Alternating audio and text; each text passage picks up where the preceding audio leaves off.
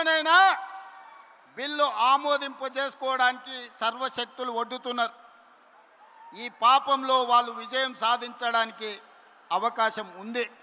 అందుకే ఈనాడు తెలంగాణలో ఉన్న 119 అసెంబ్లీ నియోజకవర్గాలు రాబోయే 2029లో జరగబోయే ఎన్నికలు ఆనాటి జోస్యం ఎన్నికల 6 నెలల ముందు చెప్పిన ఈనాడు నేను చెబుతున్న ఎన్నికల జోస్యం 36 నెలల ముందు ఖమ్మం గడ్డ మీద నుంచి నేను చెప్తున్నా. రాబోయే ఎన్నికలు 2029 డిసెంబర్లో జరగవు, 2028 డిసెంబర్లో జరగవు, 2029 మే జూన్ మాసంలో మన శాసనసభ ఎన్నికలు జరుగుతాయి. తెలంగాణ రాష్ట్రంలో ఉన్న 17 పార్లమెంటు సీట్లు 26 పార్లమెంట్లుగా మారుతాయి. 119 ఉన్న శాసనసభ నియోజకవర్గాలు 182కు పెరుగుతాయి. ఈరోజు చెప్తున్నా 182 శాసనసభ నియోజకవర్గాలలో 117 సీట్ల పైన గెలిచి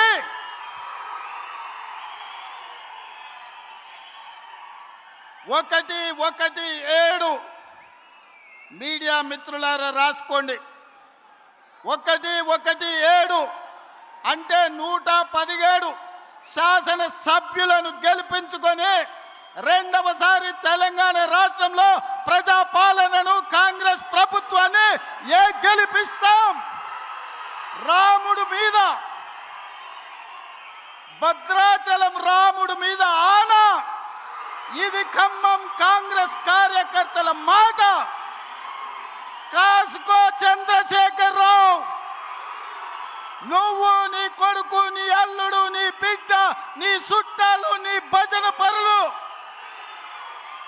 నీ ఒప్పందాలు, నీ దొంగ సర్వేలు చేసే దొంగ ఏజెన్సీలతో సహా గుర్తుపెట్టుకోండి. ఈ తారీఖు జూలై 10, 2026 నాడు మాట చెప్తున్నా. ఈ మాట కోసం రోజుకు 18 గంటలు పనిచేస్తాం మేమందరం, మా మిత్రులందరూ. ఒక్క క్షణం కూడా అలుపెరగము, ఆలస్యం చేయము. ఎవరిని కూడా అన్యాయం జరగనీయం. తెలంగాణ ప్రజలకు, దళితులు, గిరిజనులు, ఆదివాసీలు, బలైన వర్గాలు, మైనారిటీలు, మహిళలు, రైతులు, విద్యార్థులకు ఈ సంక్షేమ ప్రభుత్వం, ఈ ప్రజాపాలన ఒక సుభిక్షమైన పరిపాలన అందిస్తుంది. రామరాజ్యాన్ని తీసుకొస్తుంది. ఆనాడు మీ అందరికీ తెలుసు, వరేసుకుంటే ఉరేసుకున్నట్టే అని చంద్రశేఖరరావు అన్నాడు. ఈనాడు ఉత్తమ్ కుమార్ రెడ్డి గారు, బట్టి విక్రమార్క గారు, తుమ్మల నాగేశ్వరరావు గారు